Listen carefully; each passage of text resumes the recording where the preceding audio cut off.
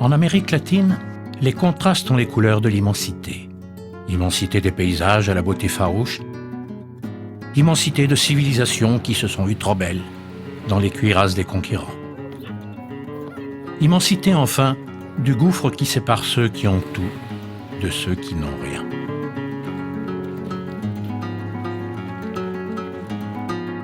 Des paysages et des visages qu'Ernesto Guevara a embrassés à l'aube des années 50, à l'aube de son destin.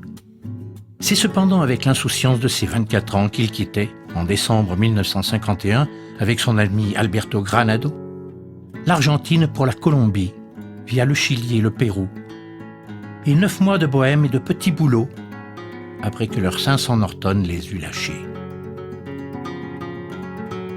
Quelques révolutions plus tard, le Che est devenu un objet de culte tout autant que de consommation. En Amérique du Sud comme ailleurs, en Amérique du Sud plus qu'ailleurs. Son icône est partout, sur les murs, sur les t-shirts, sur les bavettes des bus et des camions. Et dans les cœurs, bien sûr.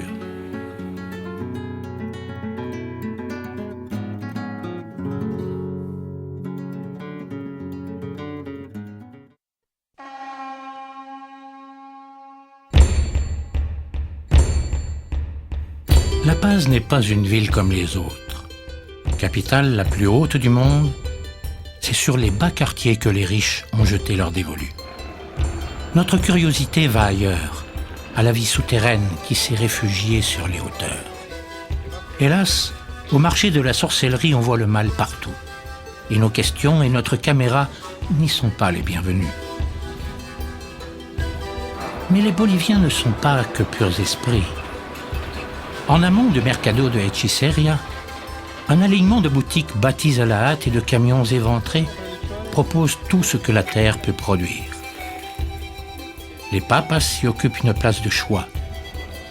Les Boliviens cultivent 360 variétés de pommes de terre qu'ils accommodent en autant de recettes et de sourires.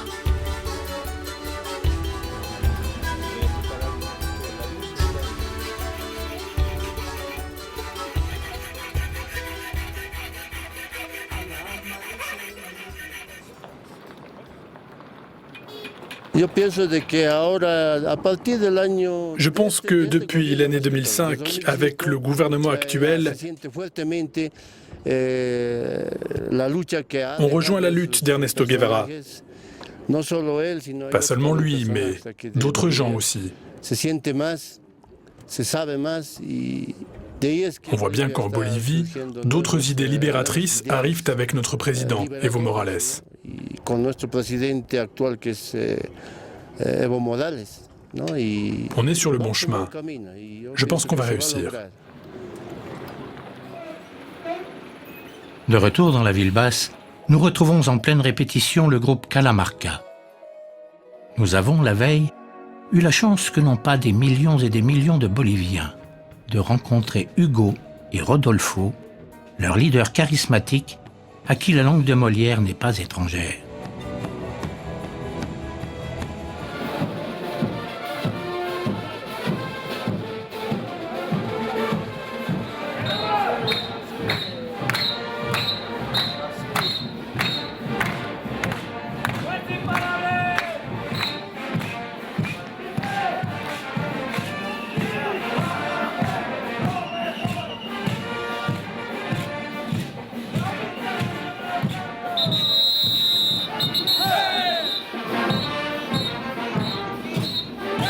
Et aujourd'hui, ils sont nos hôtes et nos guides comme au cœur de cette fête populaire. On ne va pas leur jeter la bière.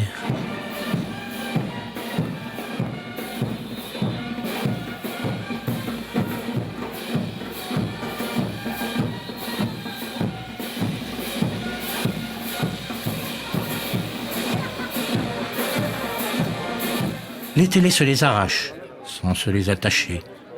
Ils restent à jamais des enfants du quartier indigène. Et quand j'étais petit, c'est ici que j'ai grandi, surtout. J'ai grandi avec la musique ici. Alors ça me rappelle mon enfance. Et c'est pour ça que je viens chaque fois ici me promener, parce que c'est vraiment gai cet endroit. Vous pouvez être très malheureux pour venir ici, ça y est, c'est oublié, parce que c'est la fête, les gens sont sympas, c'est super. Ouais. Calamarca signifie village de pierre en aymara. La Pachamama, la terre-mère, demeure la clé de sol d'une respiration qui unit dans une même inspiration mythes d'hier et revendications d'aujourd'hui.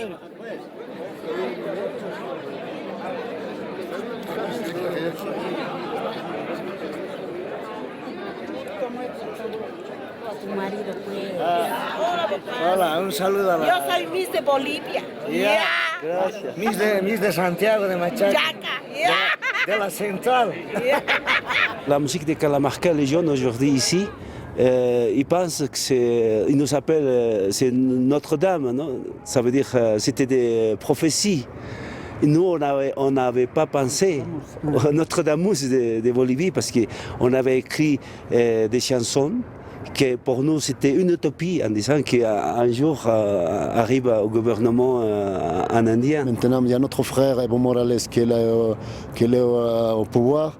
Il faut l'aider. Maintenant, c'est maintenant qu'il commence le problème. Parce que ça n'a jamais eu qu'un Indien qui se gouvernait en blanc. Ça, c'était illogique. C'était presque anormal. On est arrivé. Au Don Bosco, 4300 fans de tous les âges, de toutes les conditions et de tous les horizons ont chanté avec eux cette égalité nouvelle. Alors même qu'en coulisses, à l'est du pays, la majorité blanche de la riche région de Santa Cruz manifestait sa volonté sécessionniste.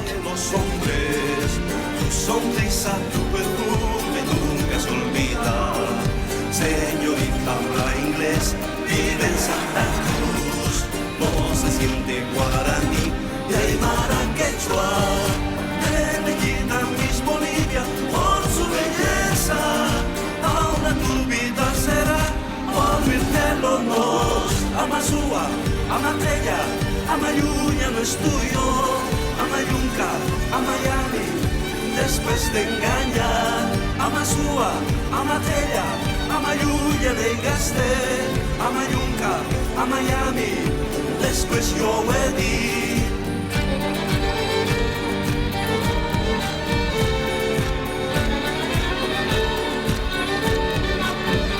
Ce soir-là, Herman Jiménez, le ministre de l'Éducation et de la Scolarisation, n'écoutait que les notes heureuses. Je crois que c'est le meilleur porte-voix de la musique bolivienne, la musique andine, la musique de bal. Nous avons de bonnes relations avec eux. C'est quelque chose qui vient de l'intérieur. Il y a un contact syncrétique entre eux et la nature. Et nous sommes venus partager avec les Boliviens et les Boliviennes cette grande expression. Ce sont les plus grands ambassadeurs à l'extérieur, en Europe et dans différents endroits. Nous, avec la musique, on a voulu que les jeunes soient fiers de leur culture, de leur race, de leur façon de vivre. Et bon, on est arrivé avec la musique. Aujourd'hui, la Bolivie, avec la musique, on a coupé tous les classes sociales. Ça veut dire aujourd'hui, entre un Indien et un Blanc, on peut danser la même musique, boire une bière ensemble. C'est ça qu'on a fait avec la musique.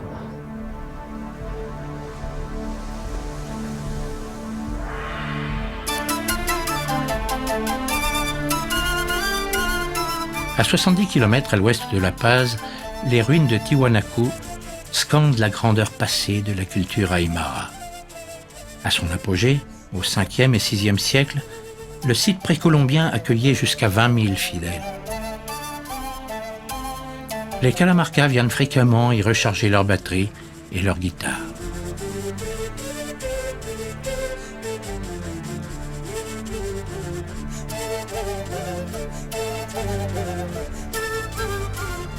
Aymara, ça veut dire Hayamara, de très très lointaine.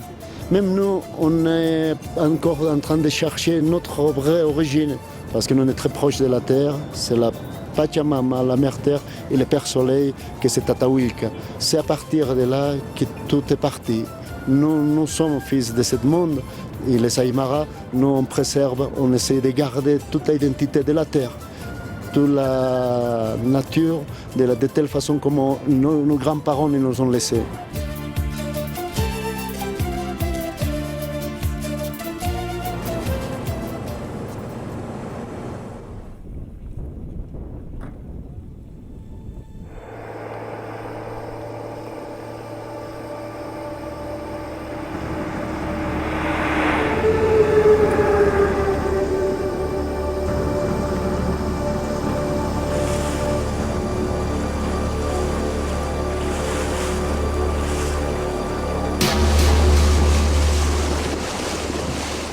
le lac Titicaca.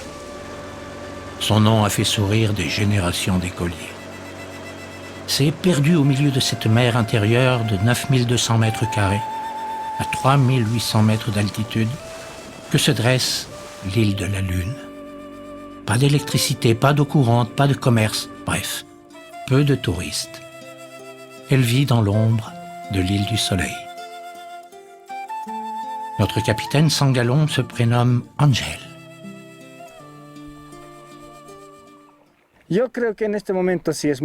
En ce moment, c'est très difficile. Les gens sont très pauvres. Ils ont de quoi manger, mais il n'y a pas de chose primordiale comme un hôpital.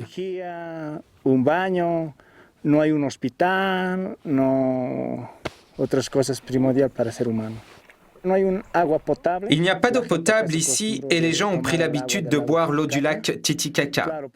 Dans ce coin, il n'y a pas beaucoup de contamination. Mais dans d'autres points du lac, c'est différent. Dans les grandes villes du Pérou comme Puno, Copacabana ou La Paz, les eaux usées vont directement dans le lac.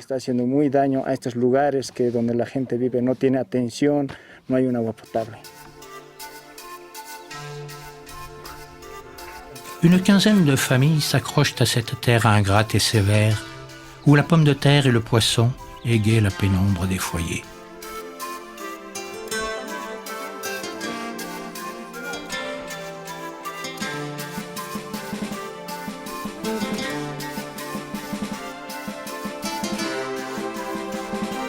Le cochon que les enfants et les femmes promènent en laisse ne s'invite à table que pour les fêtes.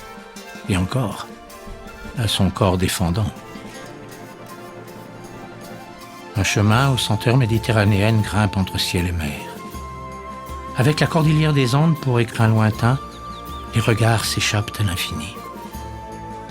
Comment croire que l'île de la Lune ait pu servir de prison à ciel ouvert à la plupart des dictatures qui ont ensanglanté l'Amérique du Sud dans les années 70 et 80 ?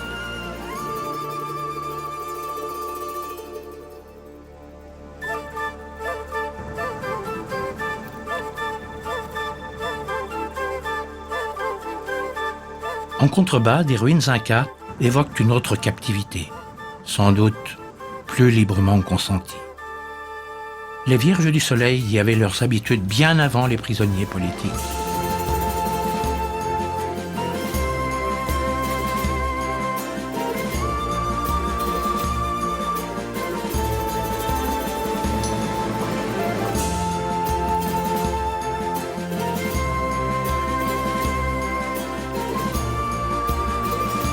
Au hasard d'un sentier aérien, nous croisons Maria et Francisco, l'échine courbée sous le soleil brûlant, les mains enfouies dans la terre basse. Francisco Mamani a vu le jour sur l'île de la Lune, comme sa femme Maria.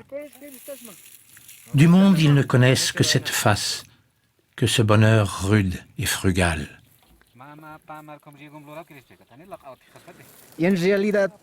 En réalité, la communauté Aymara est fière d'avoir un président de sa race. Mais pour le moment, il n'y a pas encore vraiment d'aide. C'est surtout en ville que ça se passe. Pour nous, dans les campagnes, il n'y a rien eu. Il y a bien quelques projets pour le peuple Aymara. En tout cas, il y a la tranquillité, et ce n'est pas comme pendant la dictature.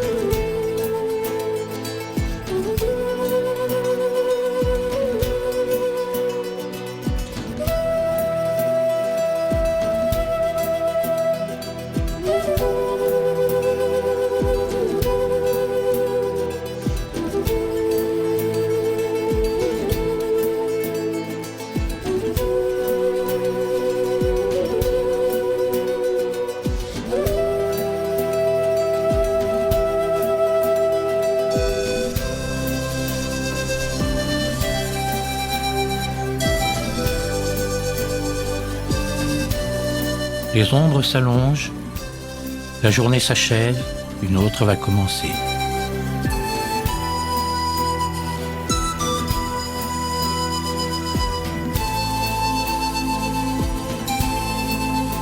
Francisco n'a jamais fini de remuer terre et mer. Sa fille Noémie, tout juste rentrée de l'école, la rejoint. Ensemble, ils vont jeter les filets au large et nourrir les truites made in USA.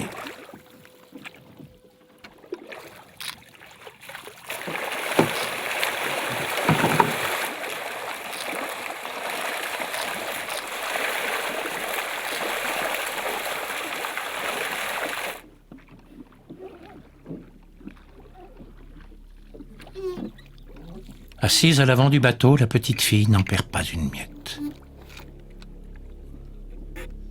Le Titicaca n'est plus très poissonneux.